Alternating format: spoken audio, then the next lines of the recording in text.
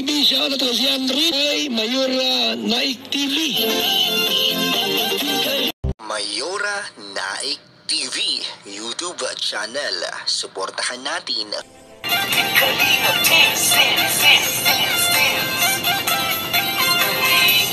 ang laging hanap-hanap, tumutulong sa kapwa at taong mahihirap.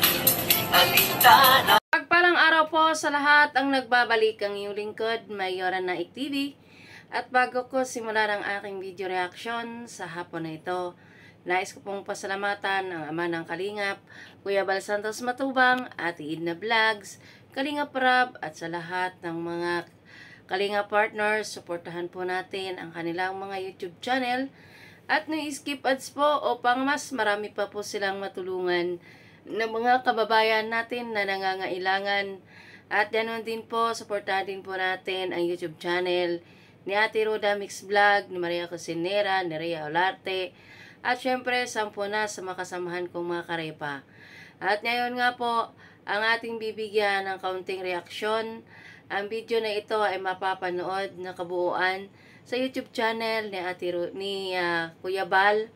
At ito ay hindi na po natin patatagalin, kung saan si Rina ay nagbisita sa bahay ni Biancy at makikita natin dito kung anong ginawa ni Rina sa kapatid ni Biancy.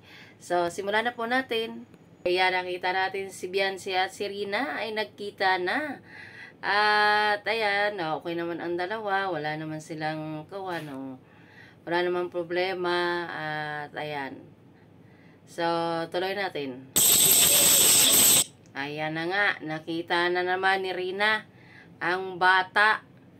At mapagmahal talaga itong ating dalaga nito. Pag dating na sa bata ay talagang gigil na gigil itong si Rina pag nakakita ng bata. Grabe, marunong daw siya mag-alaga ng bata. Kaya ayan, nanggigil siya sa kapatid ni Biancy.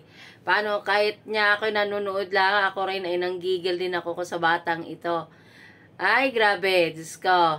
Ang bata, malusog siya. Kaya si Rina nagigil talaga.